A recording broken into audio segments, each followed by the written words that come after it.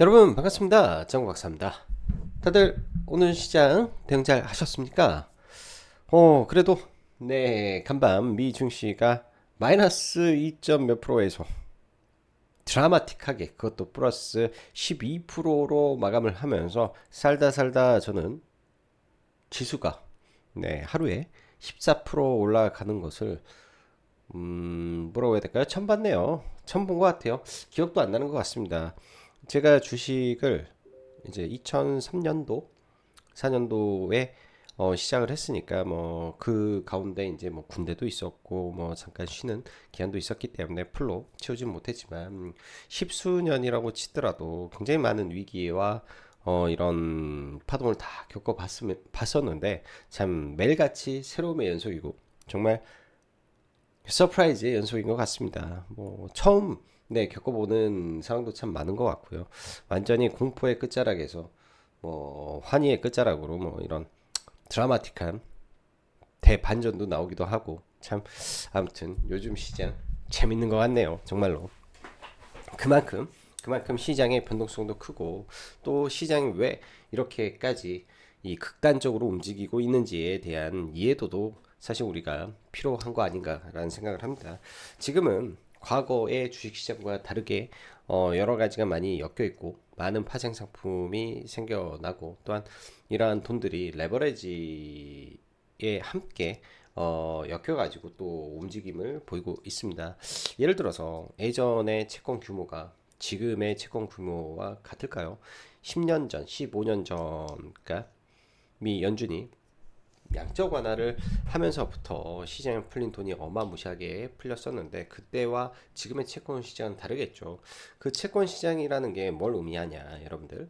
모든 네, 헤지 펀드들하고 모든 자산 운용사 대부분의 은행 뭐 등등등등 수많은 큰 돈을 운영하는 사람들은 채권을 말 그대로 안전 자산화 시켜서 그 돈으로 다시 대출 받아 가지고 주식을 사고 또 다시 대출 받아서 주식을 사고 이 레버리지가 레버리지를 만드는 그 연속의 연속을 만들어 줍니다. 이러한 이 레버리지의 연속이 사실상 최근 시장에 엄청난 변동성을 자꾸 만들어내는 이 동인이 된 거라고 봐야죠. 또 막말로 여러분들 막말로 옛날보다 지금의 파생 상품이 엄청나게 많습니다. 그런 파생 상품들이 이리저리 얽히고 얽혀 있다 보니까 폭락할 때는 아주 대폭락이 나버리고 또 반대로 급등할 때는 또 겁나게 많이 올라가는 모습을 보이죠. 자, 이럴 때 우리가 할 수 있는 건 뭐냐? 어떻게 해서든 이 위험하다 생각하는 게 아니라 이렇게 위험한 시장이면 어떻게 이거를 돈으로 바꿀지에 대한 연구를 하고 실질적으로 배팅을 해보고 돈으로 바꾸는 연습을 하면 지금 이 시장에 정말로 네, 돈 많이 벌 수도 있고 또 그 돈을 바탕으로 여러분들이 손실 보고 있는 계좌를 회복시킬 수도 있을 거라고 생각을 합니다. 그러한 과정을 몇 번 거쳐야 되겠죠, 당연히 몇 번. 제가 볼 때는 오히려 그런 기회가 폭등장보다는 지금 이러한 시장이 더 좋을 거라고 저는 생각을 합니다. 주식이 여러분들 매일같이 폭등을 하잖아요. 일반적인 사람들은 폭등하는 종목을 날마다 살 수가 없어요. 한 번 내리면 다시 올라타기가 굉장히 어려운 게 급등주인데 가끔은 지수가 폭등하고 소수의 종목이 하염없이 올라가는 장세에는 더 매매하기가 어렵다고 저는 생각을 합니다. 그 또한 아주 소수만 하겠죠. 오히려 이러한 하락이 깊은 상태에서 그 이후에 만들어진 박스권 창세가 오히려 개인 투자자들에게는 훨씬 더 좋은 시장이 될 수 있을 것이다 저는 판단을 하기 때문에 여러분들 지금 시장은 잘 생존만 하고 있고 또한 지금 시장이 뭐 폭등장도 아니고 급등장도 아니고 또 상승장도 아닙니다. 그렇다면 내가 막 올라가고 돌파하는 종목을 따라 사는 게 아니라 건전하고 좋은 종목의 눌림을 기다려서 딱 철저하게 내가 원하는 자리에 사고 또 욕심 줄여서 팔고 그 판 돈 가지고 손실난 거 수익금으로 손실난 종목군들을 팔아가면서 현금을 계속 만들어 가고 또 그 현금을 바탕으로 또 계속 그 과정을 무한 반복만 하면 되는 거 아닌가 이렇게 아주 심플하게 생각을 하네요. 오늘은 서두가 좀 길었던 것 같습니다. 자, 오늘 그나마 좀 폭등이 좀 나아져서 저도 여러 가지 종목군들도 많이 줄이고 또 굉장히 좀 많이 모아놨던 코스피 레버리지와 코스닥 레버리지도 좀 매도를 하면서 이리저리 또 현금을 대거 확보하고 또 넥스트 스텝을 가기 참 편하게 만들어진 것 같네요. 자, 그럼 바로 시작해 보도록 하겠습니다. 들어가기 앞서서 라이브 방송 가입 진행하고 있고 이제 시장 많이 좋아졌네요. 단기 매매 많이 할 거니까 오셔서 함께 하시면 좋을 것 같습니다. 자, 트럼프 관세 90일 연기에 폭등하는 글로벌 증시 조만간 또 폭락할 거고 다시 또 올라갈 거니 여러분들 환희에 매도하고 매도 잘 하시고 공포에 매수 및 잘 버티시고 무조건 정책주를 봐야 됩니다.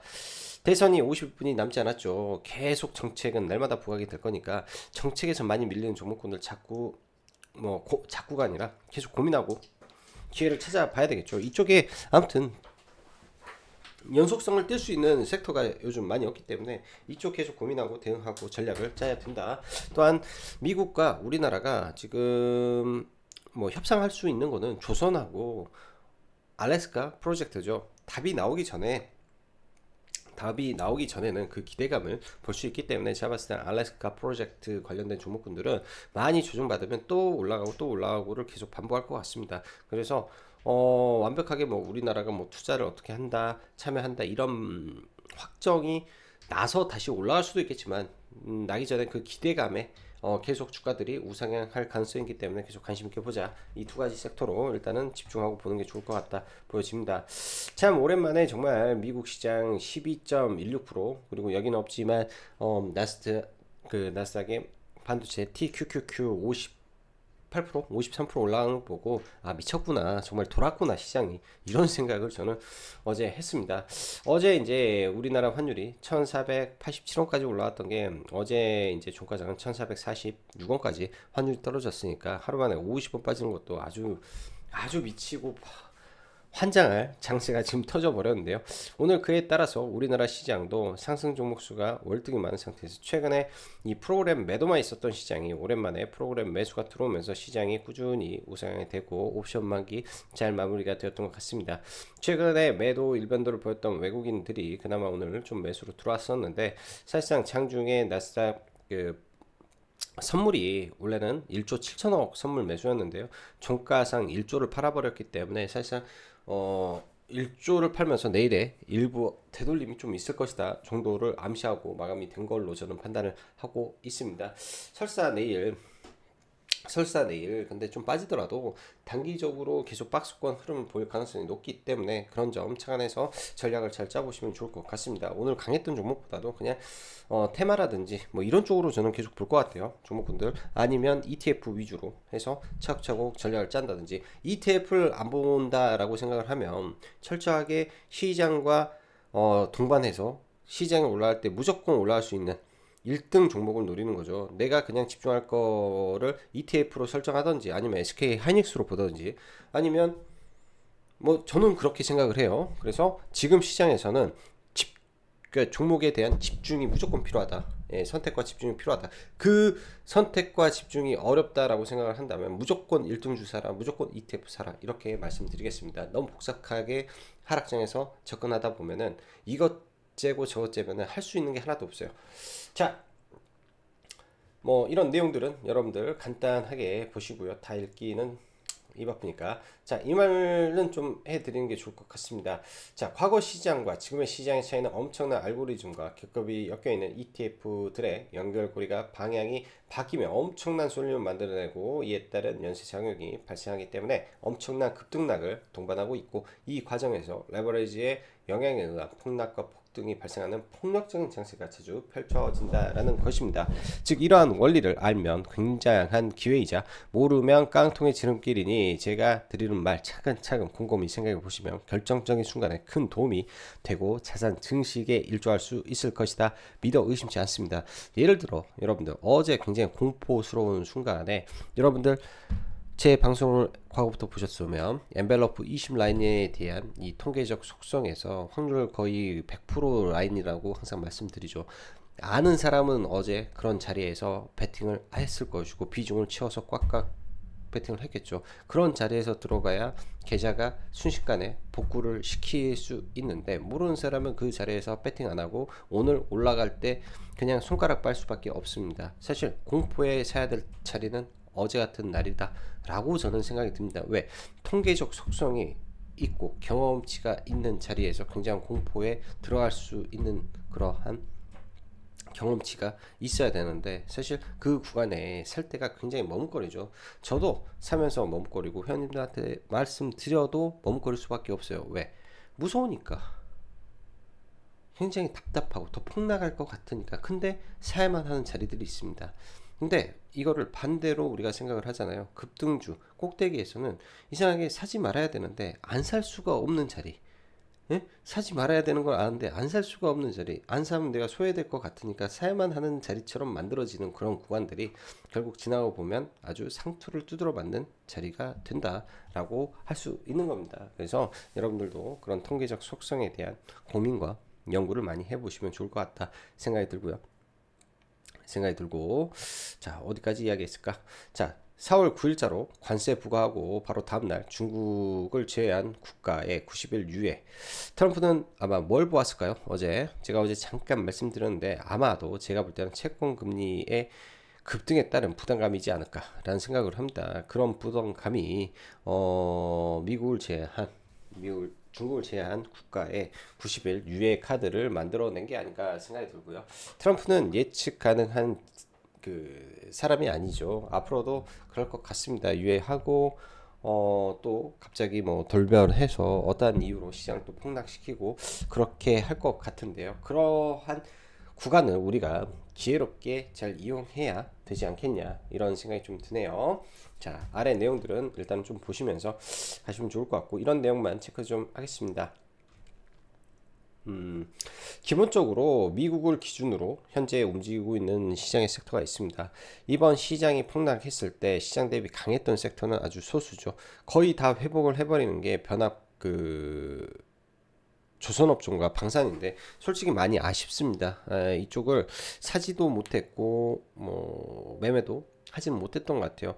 기존에는 많이 매매했다가 이번에 종목군들이 떨어질 때 좀 더 떨어지기를 바라고 있었던 것 자체가 좀 잘못되었던 것 같고, 시장 대비 강한 섹터고 그렇기 때문에 종목군들이 안 떨어지는 게 당연한 건데, 자리가 좀 어중간하다라는 생각이 좀 개인적으로 들어서 공략을 좀 못했던 게 제일 아쉬운 것 같습니다. 이번에 지수는 정말 어려운 구간을 겪었지만 조선업종은 뭐 근 2, 3일간 반등의 폭이 거의 20에서 30%가 나왔기 때문에 시장 대비 강함을 확실하게 증명을 해줬고, 앞으로도 그 가능성이 높다라고 보여집니다. 그래서 조선업종, 방산업종 여전히 시장 주도주 역할을 해주고 있다라고 봐야 될 것 같고요.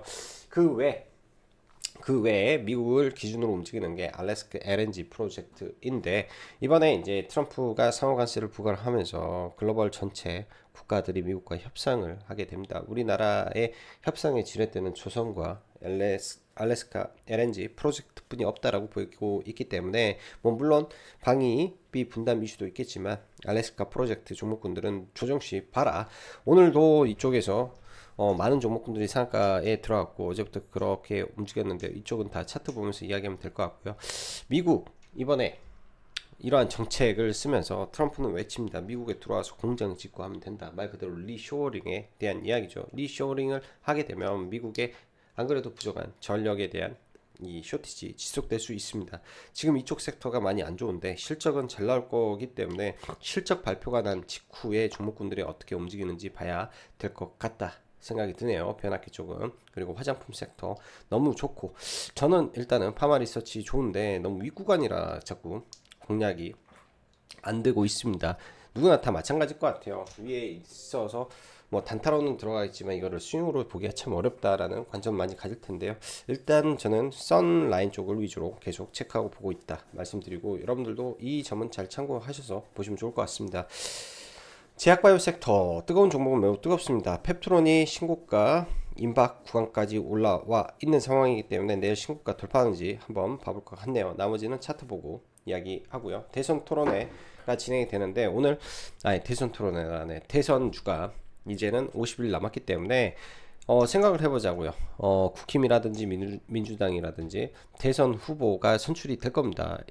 한 명 정도 나가는 게 당연하죠. 각 당마다. 그렇기 때문에 일단은 민주당은 이재명 일강 체제로, 그 다음에 국힘은 지금 뭐 잠룡이 뭐 열 몇 명이라고 하는데 결국은 두세 명, 세네 명 안에서 이제 결선을 치르고 단일 후보가 탄생을 하고 출마를 하게 될 겁니다. 그 과정 속에서 계속 TV 토론이라든지 말이 나올 텐데요. 공통의 분모가 지금 제가 볼 때는 AI예요. AI 쪽. 그 다음에 청년 일자리. 그 다음에 이번에 이재명의 이 잘사니즘, 기본사회, 먹자니즘, 잘사니즘, 중도 향한 이재명의 공약이라는 게 있는데요. 내용이 이제 그 지난번 대선에서는 기본주택, 소득이 명제였다면 이번 같은 경우에는 뭐 내용이 성장에 대한 산업이 좀 주를 이루었다라고 좀 보여집니다. 일단 이런 부분들 잘 체크하셔서 종목군들 보면 좋을 것 같고요. 여기에 제가 볼 때는 돈이 굉장히 많이 있을 것이다. 이 안에 돈이 굉장히 많이 있을 것이다. 에너지 고속도로로 일단은 명명한 부분도 있고 국가 AI 데이터 센터 구축 뭐 이런 거는 이제 AI 반도체라든지 뭐 국가 데이터 센터에 들어가는 뭐 반도체 칩들 이런 게 있을 것 같고요. 중산 이런 거는 좀 모르겠고 이거 지역화폐 상생 소비 쿠폰 30조 규모 추경 지역화폐 이건 빼고 그러니까 이 정도 선에서 잘사니즘 그 다음에 AI죠. AI AI.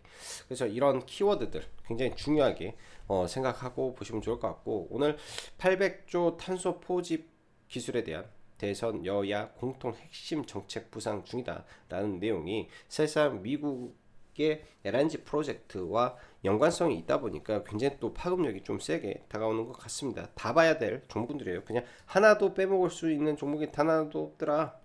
봐야 되고 그리고 상한가 들어간 종목군들 최근에는 굉장히 상한가가 많이 나옵니다. 그 말은 시장이 이쪽 섹터 내에서는 투심이 엄청나게 뜨겁다. 계속 좋은 것 같다. 그러면 상한가 가는 종목군들을 계속 유익 있게 보면서 매매 전략을 짜 보시면 좋을 것 같습니다. 각 파트에서 상한가 제일 빨리 간 종목이 누구였는지 에어레인 제일 빨리 갔고 그 다음에 올라왔던 종목들이 있을 거고 세명전기도 빨리 갔고 등등등등 상한가 간 종목이 너무 많기 때문에 계속 노려야 된다 이렇게 말씀드립니다. 자 종목군들 볼게요. 뭐 지수는 저는 그렇습니다. 지수는 일단은 그 코스피 같은 경우가 단기간에 이 하락을 다 메꾸고 길쭉 반등을 해줬죠. 메꾸고 길쭉 반등을 해줬고 설사 여기서 좀 더 올라간다 하더라도 다시 맞고 좀 떨어질 수가 있다라고 좀 보여집니다. 뭐 싸게 막 종목군들을 엄청나게 싸게 밑에서 다 잡아왔다면 좀 버틸 수도 있는데 저 기준에서는 여기에 이제 이날 코스피 ETF를 좀 많이 들어갔기 때문에 오늘 올라갈 때 이쪽에서는 전량 매도 했고요. 사실상 코스피 ETF는 시가 매도 전량으로 잡았고 코스닥 지수를 보면 코스피보다는 좀 약하죠. 그래서 코스닥은 결국 나중에 700포인트까지 갈 건데 여기서 박스를 만들든 어쩌든 간에 일부 물량은 계속 들고 가고 일부는 트레이딩 성격으로 좀 남겨놓고 매도하면서 갈 계획을 세우고 있습니다. 지수는 더 올라갈 수 있고요. 혹여나 박스권이 형성이 되면 이 박스권 하단에서 만들어진 주도 섹터가 나오게 되겠죠. 현재로서는 정시 테마주만 있다. 이 정도인 것 같네요. 자, 종목군들 보죠. SK 하이닉스. 이 통합 차트로 보면은 좀 어려운데요. 이게 진짜죠. 이게 진짜고 오늘 시가가 15%면 굉장히 시가에 갭을 많이 들었다라고 저는 보여집니다. 이 정도면 엄청나게 시가 갭 든 거라고 좀 개인적인 판단이 들고 일단 이 정도 올랐으면 당연히 시가 매도하고 봐야 되는 거 아닌가 싶고 나중에 좀 떨어졌다가 안정 찾고 다시 갈 것 같고요. 지금은 베타가 큰 게 SK 하이닉스고 삼성전자는 그나마 하락 폭이 좀 제한적이다라는 장점은 좀 있는데 여기도 올라가게 되면 당연히 박스권 형태를 그릴 것 같다 정도 생각이 듭니다. 계속 박스권 형태를 그려서 먹을 부분 많이 없는 것 같고요. 그나마 반도체에서 이수 페타시스 상대적으로 강하나 타 종목 대비해서는 분명히 약한 것 같아서 반도체의 메리트는 많이 없어 보인다 싶습니다. 저는 이번에 코스피 레버리지와 코덱스 레버리지 두 개를 베팅을 많이 해서 넘어왔고 대부분 다 정리를 했고요. 일단 코스닥 같은 경우만 계속 키움으로 하고 있어서 물량은 계속 모아가면서 매도하고 있고 합니다. 이 안에서 이제 수익 난 걸로는 계속 물려있던 종목군들을 전부 다 잘라내는 작업으로 활용하고 있어요. 솔직히 그렇게 활용하면서 일단 계좌 현금화 작업을 많이 하고 있고 반격을 준비한다 정도로 아시면 좋을 것 같습니다. 제가 왜 이런 말을 하냐면 하나의 종목을 선택해서 계속 돌려깎기를 할 만한 내가 믿을 만한 확실한 뭔가를 만들어놔야 계좌에 순통을 틔울 수 있으니까 이것도 하나의 전략의 방법이니까 하나의 말씀드리고 이게 적응폭이 아니에요. 일반 종목군들하고 똑같은 게 올라갈 때마다 10몇 프로씩이란 말이야 종목이요. 적응폭이 아니에요. 적응폭이 아니에요. 정말로 적응폭이 아닙니다. 일반 종목군들보다 훨씬 많으니까 비중 실을 수 있고. 자, 그리고 제약바이오 알테오젠은 그냥 여기서 지켜주는 역할을 하는데 최근에 ABL 바이오 거래 대금을 보면 알테오젠과 ABL 바이오의 거래 대금 차이가 많이 나죠. 오늘 좀 줄었는데요. 일단 단기간에 신고가를 만들어 냈기 때문에 만약에 ABL 바이오가 여기서 빠졌을 때 박스권 돌파하고 올랐던 그 구간에서는 한 차례 정도는 제가 볼 때 눌림 매매가 가능하지 않을까. 5일선이라든지 11선 지금 5일선과 이격도가 벌어져 있기 때문에 내려왔을 때 이런 자리에서는 봐볼 수 있지 않을까 이렇게 생각이 들고요. 올릭스도 추세를 많이 돌려놨습니다. 그래서 올릭스도 추세를 많이 돌려놨다고 봐야 되고 펩트론도 흐름은 괜찮은데 펩트론은 만약에 이게 신고가를 돌파를 하면 볼 것 같아요. 돌파를 하면 볼 것 같고 하려면은 이유가 있어야 돌파를 하는 거 아닌가 그런 이유가 나오는지 좀 봐야 될 것 같습니다. 최근에 종목군들 뭐 수급이 안 좋은 가운데 몇몇 종목군들은 수급이 좀 잘 나오고 있기 때문에 그 중에 하나가 펩트론이지 않나 이렇게 좀 보여주고요. 이렇게 보여주고 나머지 제약바이오는 조금 볼 종목은 없어 보이네요. 볼 종목은 없어 보이고 화장품 관련해서 콜마는 좀 빠지면 좀 보고 싶다. 추세 하단에서는 좀 보고 싶다. 하단이 오기를 좀 바래보고 여름 전에는 매수해도 괜찮을 것으로 보기 때문에 봐야 되고 선진 뷰티 사이언스 이 친구도 이 하단에서는 매수로 여름이 오기 전에 선크림 라인은 봐라 이렇게 말씀드립니다. 자, 삼양 식품도 시장 대비해서 엄청 세죠. 엄청 세요. 진짜 이 정도면 엄청 센 것 같고 HD 현대 중공업도 지금 보면은 이번에 하락했던 폭의 거의 대부분을 다 회복을 했기 때문에 작년에 그냥 알테오젠 하는 흐름하고 거의 흡사한 형태의 모습을 그려주고 있는 것 같습니다. 대신 지금의 이런 종목군들이 시가총액 기준으로 28조 29조 되잖아요. 30조 넘어가게 되면 굉장한 부담감을 가질 겁니다. 밸류에 대한 부담감이 분명히 생길 겁니다. 여러분, 왜 그런 말을 하냐? 상대 밸류에이션을 안 볼 수가 없기 때문에 시장에서는 코스피 기준에서 지금 시가총액 상위를 보면 뭐 셀트리온 그렇다 치지만 현대 기아차 30조예요, 34조예요.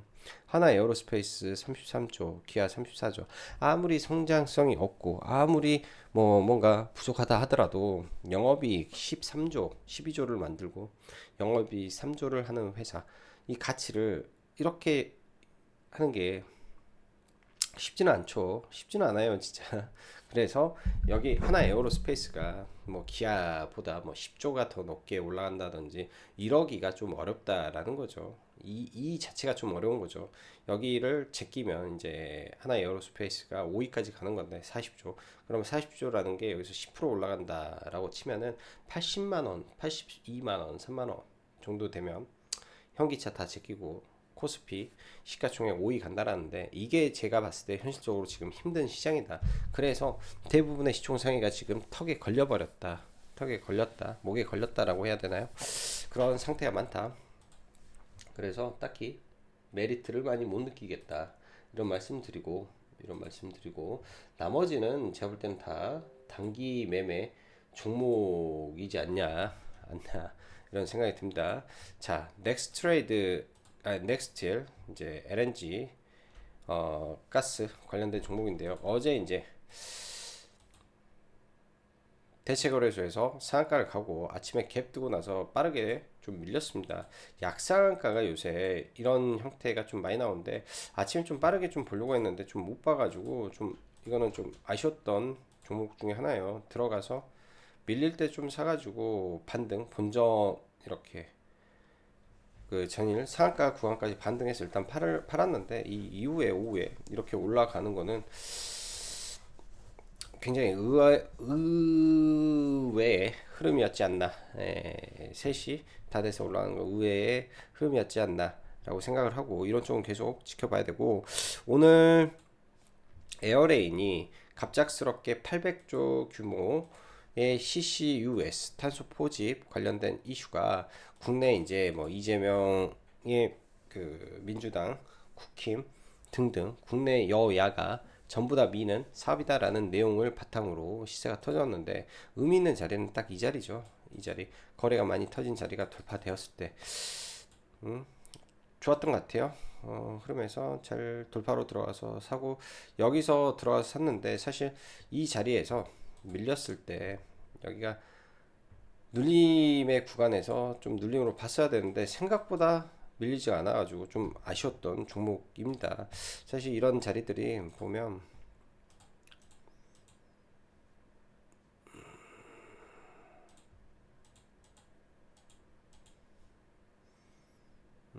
뭐 이렇게 눌려야죠. 이렇게 눌려서 이렇게 가야 되는데 이제 이 당시 에어레인 함께 회원님들하고 매매할 때 이 설명도인데 밀리다가 살짝 밀렸다가 바로 올라가가지고 좀 놓쳤던 것 같습니다. 오늘 이러한 종목군들이 좀 많았고요.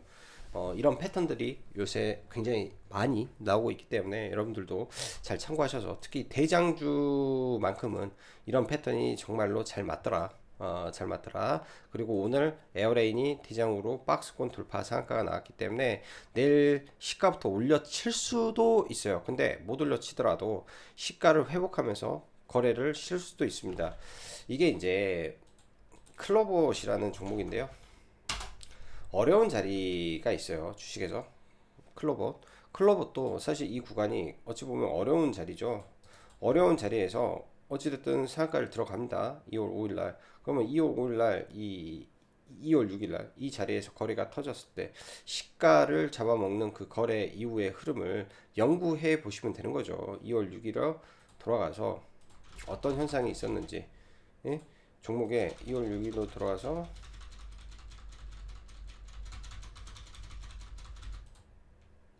종목에 어떠한 현상이 있었는지 보면 2월 6일날 시가에 분명히 엄청난 대급을 동반해서 매도 물량이 나왔는데, 이런 매도 물량이 나왔으면 주가는 깨지고 급락을 해야 됩니다. 근데 급락하지 않고 이 굉장한 매물을 여기서 버티더라. 그럼 버티는 건 다 이유가 있는 거 아닙니까? 버티면 이유가 있다. 이거를 돌파시키면 시세가 나오는 겁니다. 예? 이런 게 시세가 나오는 거기 때문에 이런 현상과 패턴이 나온다면, 에어레인도 그러한 현상이 나온다면 이런 강력한 파동도 나올 수 있지 않을까 생각을 해 봐야 되겠죠. 오늘 보면은 이제 동양철관 같은 것도 어제 거래 대금을 많이 실었는데요. 오늘 왜 무조건 이쪽이 대장일 수밖에 없는지 여러분들 아십니까? 거래 대금입니다. 거래 대금이 오늘 뭐 삼성, SK, ABL 빼고 한택, 동양철관, 그 다음에 뭐 밑에 보면 에어레인 있고요. 다 이쪽이 많아요. 이쪽이 많았기 때문에 이쪽이 그냥 대장인 거죠.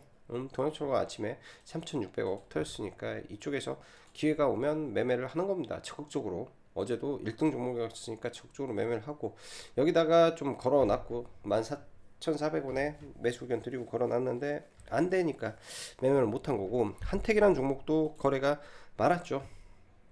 한택이라는 종목도 거래가 굉장히 많았어요. 여기서 이제 좀 보고 수렴할 때 빨리 들어갔으면 좋았는데 중간중간에 계속 추천드렸고, 여기 눌림에서도 못 들어가서 굉장히 비싸게 좀 들어가서 지금 상따는 했는데 시간에 좀 밀려가지고 약 손실 중에는 있습니다. 근데 강하잖아요. 종목이 강하기 때문에 그런 거고, 내일 일단은 여기 상한가 들어가고 좀 밀리는 흐름, 어디까지 밀리는지, 밀리는 흐름이 시가에 너무 강하면 순절을 해버리고 다시 봐야 될 것이고, 그게 아니라면 좀 기다려서 대응을 한번 해봐야 될 것 같습니다. 이렇듯 LNG 프로젝트 관련된 종목군들 강한 상태고요. 포스코 인터내셔널이라든지 종목군들도 있겠지만 이 역배열에서 바로 올라오는 게 쉬운 건 아닐 것 같아요. 그래서 이쪽은 기대를 하지 마시고 뭐 기준선 이런 구간에서는 기존에 물렸다면 빠져나가는 걸로 생각을 하면 어떨까. 테마는 그냥 테마로 봐야 될 것 같습니다.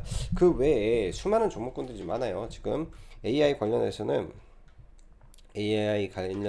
크라우드웍스라는 종목이 여전히 강세인데 지금도 아마 강세 흐름을 좀 보일 거라고 좀 보여집니다. 일단은 크라우드웍스 같은 경우에 최근에 워낙 급등이 심했기 때문에 지금 윗구간에서는 저는 보지는 않을 것 같고요. 윗구간에서는 보지는 않을 것 같고 급락을 하게 되면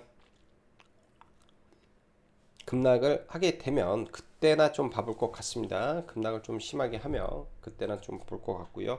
위세 아이텍도 AI 관련해서 많이 올랐던 종목인데 좀 밀리면 좀 봐볼 것 같고 솔트룩스도 흐름은 나쁘지 않습니다. 예, 흐름은 나쁘지 않아서 같이 엮어서 일단은 AI 관련된 종목이라고 생각을 하고 좀 봐야 될 것 같고 코나 아이라든지 코나 아이 코나 아이라든지 지금은 굉장히 높은 구간에서 좀 버티고 있죠. 이런 것도 중간에 한번 급락이 나온다든지 좀 떨어지면 그때 보는 전략으로 계속 고민을 하고 있어요. 그 이후에 보는 전략으로 바로바로 매매를 하기보다는 좀 밀렸을 때 본다라는 생각으로 좀 고민을 하고 있다 이렇게 보시면 좋을 것 같고 웹캐시도 마찬가지로 고민을 하고 있다 정도로 보시면 좋을 것 같습니다. 기본적으로 우리가 지금 할 수 있는 건 정책주만 봐야 되고 인맥주는 철저하게 배제하고 보는 전략으로 보시면 좋을 것 같네요. 자, 오늘도 늦은 시간에 영상 시청해 주셔서 감사하고요. 여기까지 짱박사였습니다. 감사합니다.